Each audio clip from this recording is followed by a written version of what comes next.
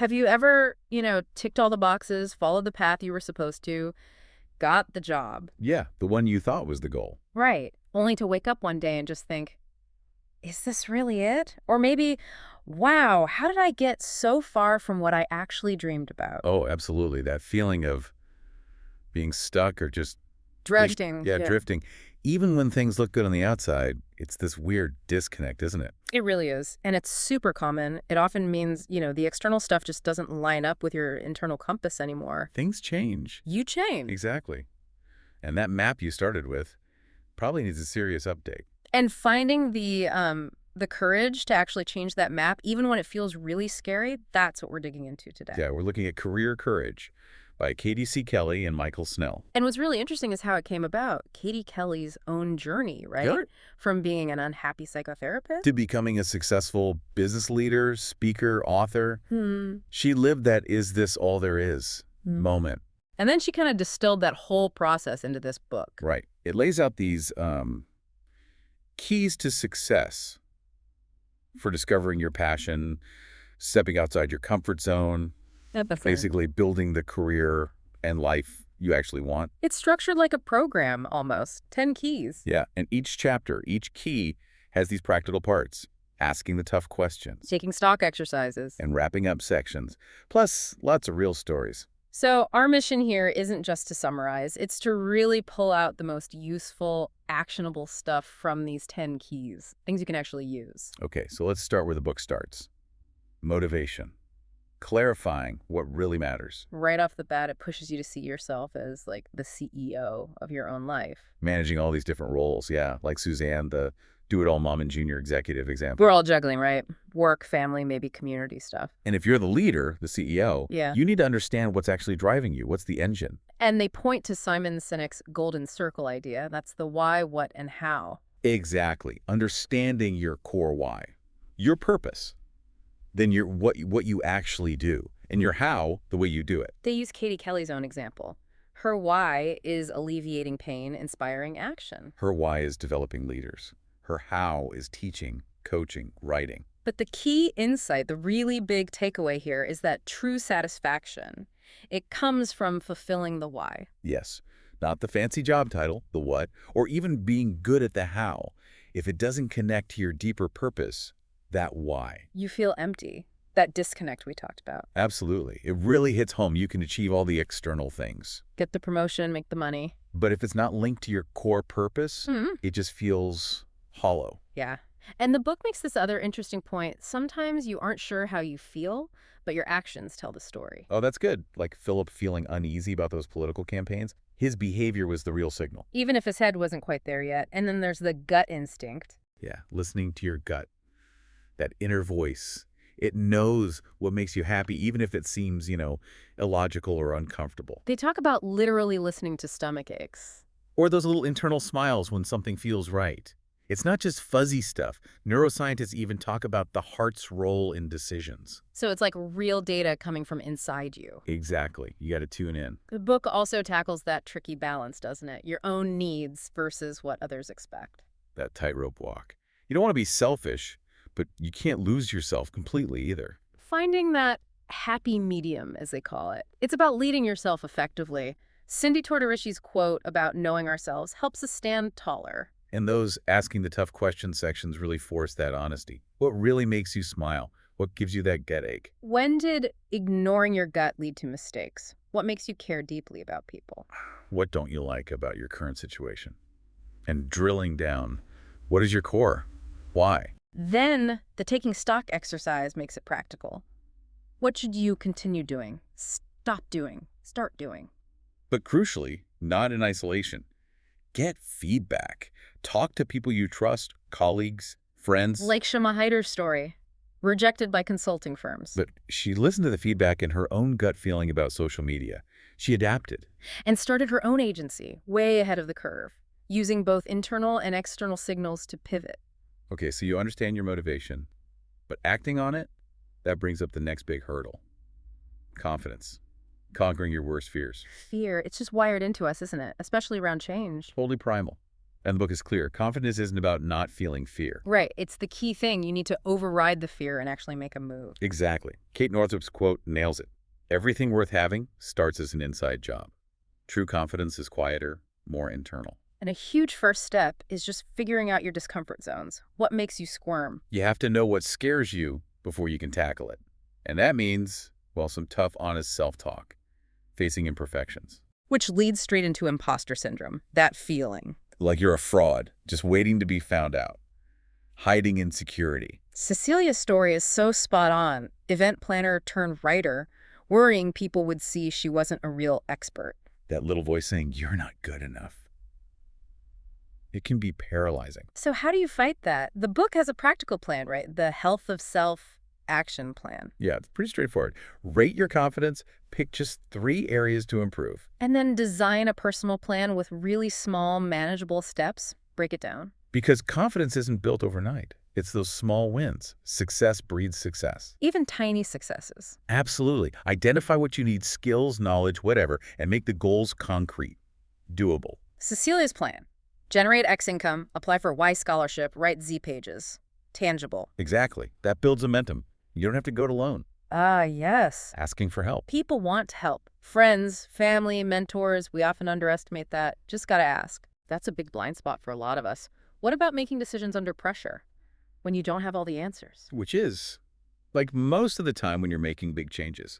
Doug Fisher's analogy is great, driving through the fiery tunnel in Days of Thunder. You just keep driving. You act with the info you have. The fear, the fire, it passes. Just doing it builds confidence. And recognizing stress signals, body and mind. Crucial.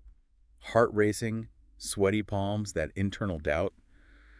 The book suggests taking time out, not avoiding, but resetting. Kim Ann Curtin emphasizes this. What about handling criticism? That stops a lot of people. Yeah, major fear point. The book suggests reframing it. Not a personal attack, but maybe kicking the seat of your pants. Constructive, if you can see it that way. Right. They suggest a 2-column list. What was my part in this? Why might the critic have a point? Find the kernel of truth. Depersonalize it. Learn from it, like Enrica getting emotional in meetings. She learned to analyze feedback instead of just reacting to people's looks. And facing uncomfortable situations directly. Vital. Like Trong, the immigrant, uncomfortable in meetings, joining Toastmasters, proactive steps. Or Cecilia's experiments in confidence building, inviting authors for coffee, setting up displays. Pushing boundaries in a controlled way. Small experiments. That taking stock exercise on experimenting sounds really useful. Plan a challenge. 10 resources, promotion, and then script the outcomes. Best case, okay case, worst case. Like Cecilia imagining her bookstore results. It prepares you mentally. Exactly. Reduces the fear of the unknown, builds resilience no matter what happens. Okay, so from internal confidence, we move to external action that feels risky. Key 3, risk. Thinking like an entrepreneur. Yeah, risk aversion, huge barrier. Yeah. Especially if you've worked hard for security. Joaquin's story is a classic example. PR writer, bored, dreams of his own firm. But terrified of losing his savings, that fear of losing the safe option keeps so many people stuck. The book makes a really important distinction here. Foolish gambles versus calculated risks. Right. Mortgaging the house for a rock band may be foolish. Using savings for 6 months to test a dream venture with a backup plan. Calculated. Smart. The goal is to raise your risk quotient, your RQ, strategically. And the heart of that is adopting an entrepreneurial mindset. Seeing risk as an opportunity. To learn, grow, take ownership. I love that Arianna Huffington quote of Rumi. Live life as if everything is rigged in your favor. Such an optimistic way to frame uncertainty. And setting realistic expectations is vital, committing to the long haul. Joaquin's firm didn't break even in year 1. He took a part-time job. He was prepared. Because he thought it through. He stayed committed to the vision. The book mentions that having entrepreneurial parents helps, sure. About 75%, yeah. But the big message is you can learn this mindset. And companies want it now, too, people who think like owners. Absolutely. And while it often involves money, the book connects passion to results. You need to link passion to profitability. Spend little, pull in big, the basic rule. But, and this is crucial, profit isn't the only measure. Happiness, fulfillment. They matter just as much, if not more. A profitable venture that makes you miserable isn't success? Not really. Definitely not. The asking the tough questions about RQ dig deep here. Your parents' approach to risk, Your reaction to others' risks. Who do you admire as a risk taker? What emotions does risk bring up? What's non-negotiable? What are your backup plans? Do you believe the game is rigged in your favor? And what's the potential upside? It really helps you understand your own risk DNA. Then the Think Like an Entrepreneur action plan makes you research successful risk takers. Yeah. Joe Maglia, Steve Jobs. Identify your risk factors and imagine outcomes. Best, mediocre, worst. It's about confronting that fear of loss directly, taking away some of its power, like Joaquin did. And fear of vulnerability, taking things personally. That's huge when you put yourself out there. Gloria, the Hollywood writer, learning it's not personal, it's business. That iron butterfly idea. Soft-hearted empathy, hard-nosed about the business goal. Yeah. Elisa Camahort Page from Blogger considered bankruptcy as the worst case, but decided the potential impact was worth that risk. Calculate. It's about developing those mental risk-taking muscles. Self-awareness, wanting to improve, experimenting. Evaluating, persisting. The risk lab, they call it. The exercise involves imagining outcomes for your risky move. Joaquin picturing going back to corporate versus his dream coming true. Visualization. It builds mental strength. And after a setback, the advice is interesting. Lean in, play aggressively, bite the ass off a bear. Exactly. Use the adversity as fuel, don't retreat. Making dreams concrete is vital too, isn't it? Abstract ideas versus specific plans. Totally. Start My Firm becomes real with savings goal, start date, name, type of clients. Specificity drives action. Joaquin did that. And that final idea from Claire McGrory. Playing a game with yourself, putting yourself at risk of failure intentionally. Yeah, like small challenges just to build that muscle, gain confidence and momentum. Okay, so we've got motivation, confidence, risk. What about how we interact with others? That brings us to character, linking who you are and what you do to how you relate to people. This is huge. It's not just about what you do, but who you are and how that impacts relationships. Trust, transparency, loyalty. Matma's story, brilliant analyst, poor people skills, it highlights the gap. Right. The core idea is playing well with others, aligning your behavior with traits like honesty, fairness, friendliness, basically being decent. Like the Girl Scout law, almost. Pretty much. The book focuses on trustworthiness, transparency, and loyalty as key for career success. And this is where EQ, emotional intelligence, comes in strong. Self-awareness, self-regulation, empathy. Daniel Goleman's work, just as vital as your risk quotient, maybe more so for navigating relationships. Technical skill isn't enough. So those key traits, trustworthiness, you can't ask for, you have to earn it. It's the foundation. Transparency, being open, authentic, even vulnerable sometimes, avoids that feeling of fakeness. And loyalty, having people's backs, creates mutual support. And they add care. Yeah. If people believe you genuinely care about them, their success, they'll care about you too. It's reciprocal. Powerful stuff. The taking stock exercise here is a self-check on relationship traits. Popularity, trustworthiness, optimism. Do people come to you for advice?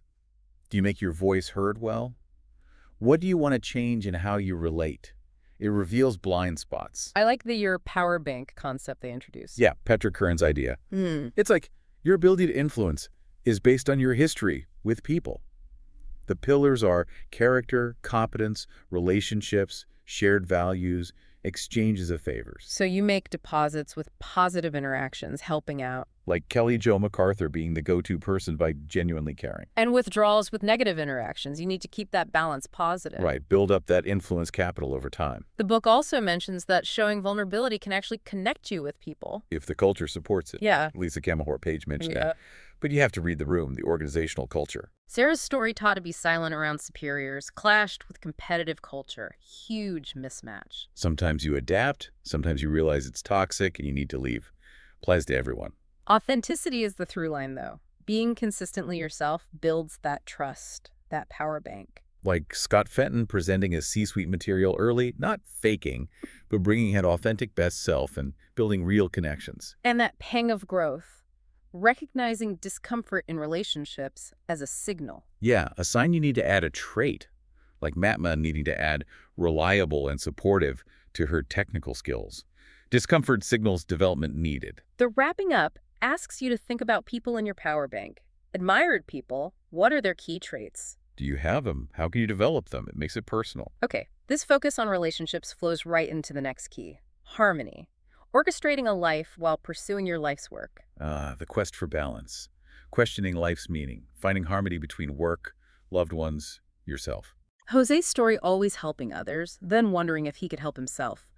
That feeling can hit at any age. And the book just slams the "you can have it all" myth, calls it out. Introduces ADABS, all things to all people syndrome. Right. Believing you have to do everything leads to being overcommitted, overworked, unhappy, burnout city. The one-person band just wears out. And it links ADBS to low EQ. Right, lack of self-awareness about your limits. Exactly. You can't do it all alone. Trying to is a recipe for imbalance. And again, listen to your actions. They show where you're misaligned with your values. Philip's queasiness, Henrika's micromanaging, the behavior tells the truth. A huge step towards harmony, letting go of controlling everything. Paradoxical, isn't it? Yeah. Harmony needs self-control, but also letting go of trying to control external stuff. People, events. They're unpredictable. So you need to manage your boundaries, where I end and you begin. Yes. Good boundaries filter necessary demands from disruptive ones. Philip lacked them.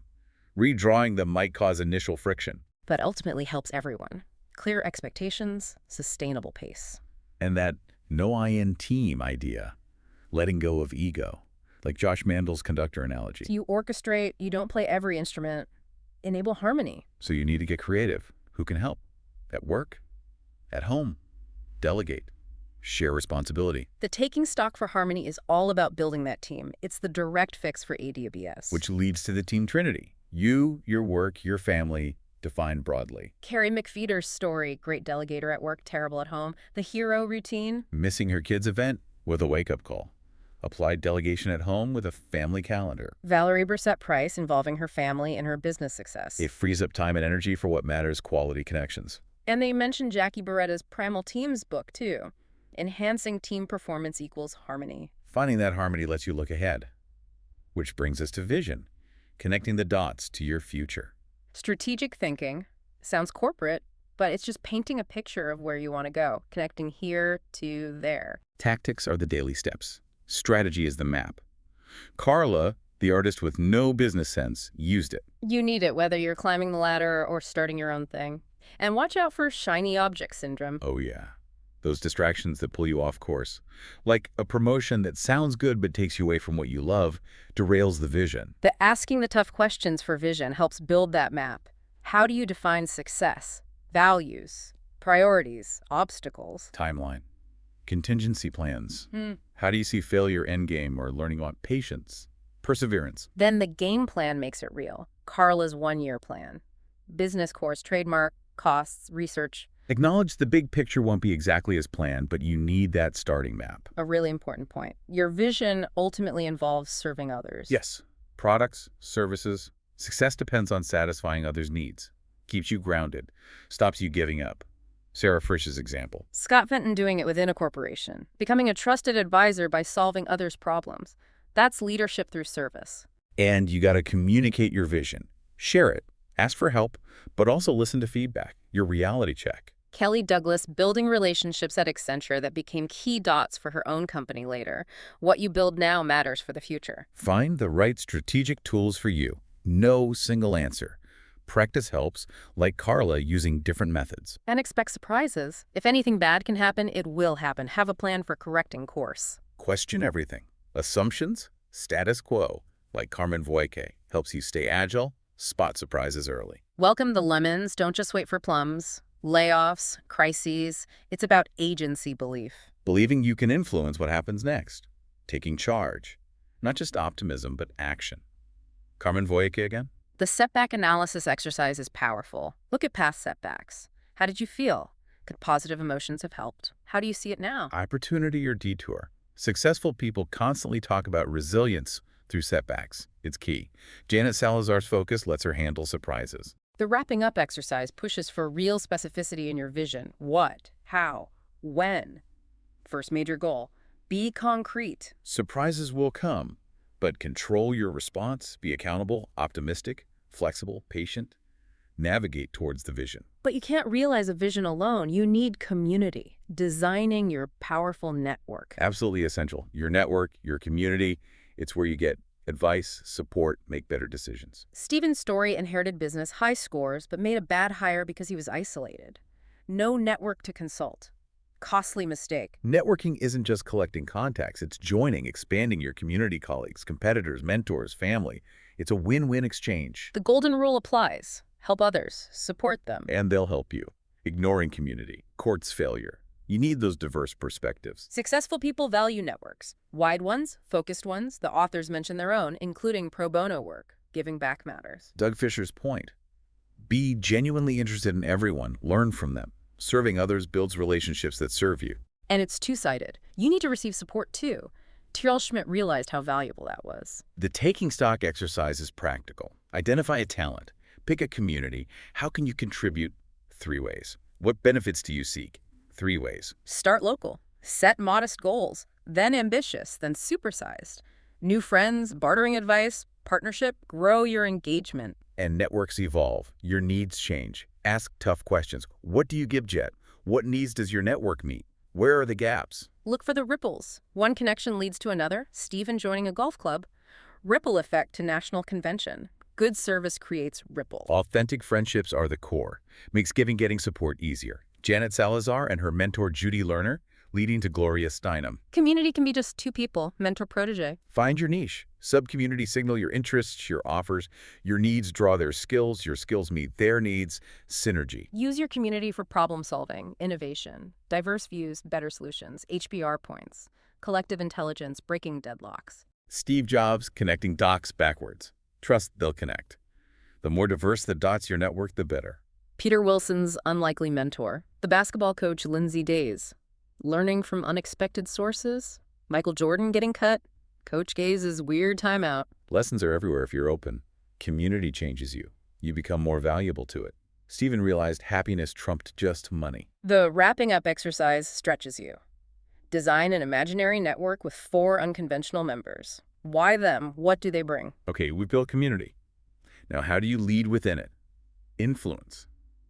Mastering the key to effective leadership. Influence, not manipulation. The key leadership skill, especially if you're technically brilliant but maybe interpersonally challenged. Like Jessica, the geneticist. Expert in the lab, aloof with the team. Technical skill wasn't enough. And the foundation of influence, empathy, understanding others' perspectives. If Jessica just admitted her work was hard, it would build a bridge. Humility, openness. It disarms, connects. A good way to learn is observe effective influencers. Who do you admire? Carrie, Bruce, Steve in the book. Analyze their style. Is it wisdom, charisma, humor, giving full attention, asking great questions? What makes them influential? Then identify your signature style. We all have a unique mix. Matt Chapman, confident, straight shooter, builds groups. Patton, stern, demanding, led from front. How would people describe your style? Does it change? Because adapting your style is key. Knowing when to be firm versus using a little honey. Henry Ann's point, tailor the approach. The taking stock self-assessment is great here. Rate yourself, empathetic, open-minded, alluring. Do people gravitate to you? Trustworthy, good listener, communicator, willing to change, consistent. Shows where you can modify behavior to boost influence. And authenticity is huge. Transparency makes communication land. Share your real passions, enthusiasm, like Jeffrey Weirreich. Showcase your team, builds credibility. The authors introduced their influence window model here. 4 styles: collaborate, guide, direct, disengage. Knowing when to use each is the skill. Collaborate. High agreement needed, high ownership needed. Jessica's team problem solving. Needs safety, transparency. Guide. Low agreement, but you need high ownership. Help people see the issue's solution. Direct. High agreement, low ownership needed. Crisis. Deadline, Jessica's lab needing quick action. Disengage. When nothing else works. Step back, refresh, let others try. The power is choosing consciously. But these styles work best after you've invested in your power bank. Influence builds on relationships. The taking stock role-playing exercise helps make it real. Script scenarios for each style. Coding team, collaborate, military op, direct. Practice applying them. The book warns against missteps, like the hung jury of endless talk. Sometimes you have to take a stand. Tyrell Schmidt learned that. And play the hand you're dealt. Accept constraints, budgets, headcount. Like Danielle Selfo. Influence works within reality. Find ways. Your attitude has surprising power. Being cheerful, unruffled, enthusiastic makes you magnetic, more influential. Smiling Jessica. And becoming a good politician gets reframed. Not manipulation, but building supportive relationships to reach goals. Julie Cottoneau, Kathy Caprino. Jessica hated office politics because she hadn't built the necessary positive relationships. Fight for your corner. State your view clearly. No apologies undermining yourself. Kathleen Kelley Reardon, Betty Friedan. Strong phrasing. Here's my view. The empathy lab exercise sounds fascinating. Argue one side, then immediately argue the opposite. Exactly. Trains you to see other perspectives, makes you a better influencer. Then think how the influence window applies. So influence isn't control, it's helping others achieve things. Finding your style involves context, people, and relationship investment. Underpinning all this career courage journey is something often feared. Finances. Keeping an eye on your finances. Yeah, a key pillar, but so emotionally charged. Sasha's story success leading to debt, stress, mistakes. Financial health impacts everything. The book suggests a helpful reframe. View finances like a business, your corporation of one. Report profits, losses to shareholders, you, family.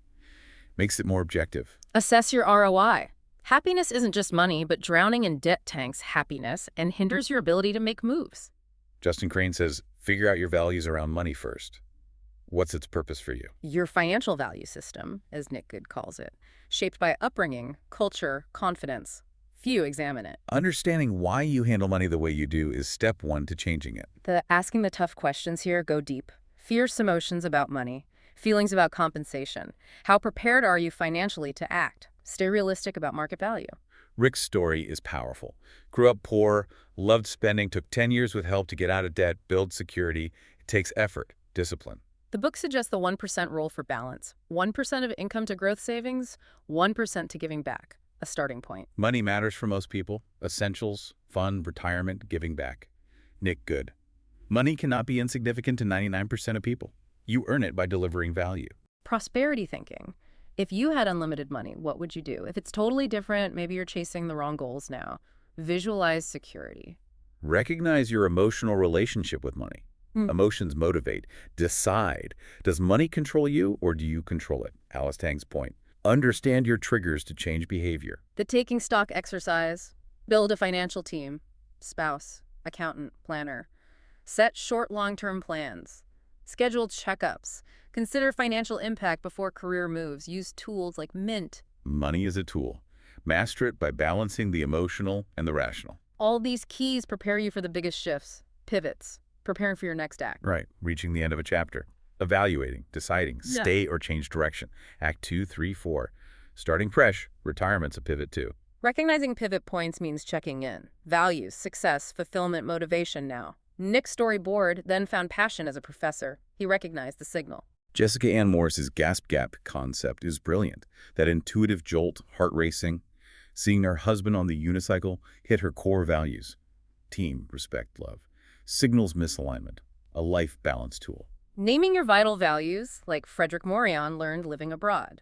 Core values guide pivot decisions, subjective versus universal values. Keep questioning yourself. Both gasp gap and values guided Nick's pivot. The asking the tough questions for pivots cover all bases. Values, success, fulfillment, motivation, confidence, vision, network, influence, finances, and finally, do you need to move on? Bruce Hazen's framework helps avoid panic moves. Ask, time to move up, progress, time to move out, bad fit. Or, time to adapt style where you are, clarifies the type of change. Hazen's 10 classic conditions often signal time to leave, mostly boss-related. Doesn't consult, scrutinizes, takes credit, blocks promotion, excludes, avoids, unclear expectations, no growth, weird leadership. Often the boss, not the org. Weigh all the options. Pivots impact everything. Job loss hits family, grief hits work, divorce hits finances. Pivots are wake-up calls for other areas. But sometimes, evaluating makes you recommit. Stay and serve resolutely, reinforces values, reminds you why you love it. Joe Crawford, the ref, the health advocate, Nick, the professor. If going somewhere radically new, move slowly, one step at a time. Peter, the dental surgeon turned theater creative, use imagination. But also harness speed and adaptability for unexpected events. Agility, ask what if, not why me. Turn problems into opportunities.